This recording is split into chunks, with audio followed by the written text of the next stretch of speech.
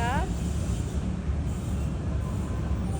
यहाँ केरा रोप्ने काम हुँदैछ। यो पहिले रोपेको केरा फलेको छ, दुई घडी। कति फल्यो कति खायो।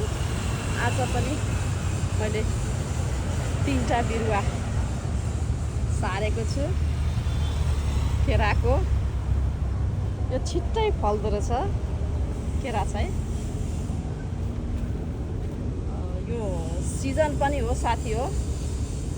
हजुरले पनि यो सिजनको मा खाली जमिन छ भने केरा रोप्नु भएर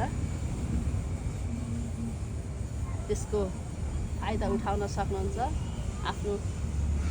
आफूले रोपेको केरा खान पाउनुहुन्छ। हामीसँग अहिले पहिलीको केरा 2 घडी पसाइराखेको छ। यो केरा चाहिँ दसैँमा खान योग्य हुन्छ। दसैँको लागि केरा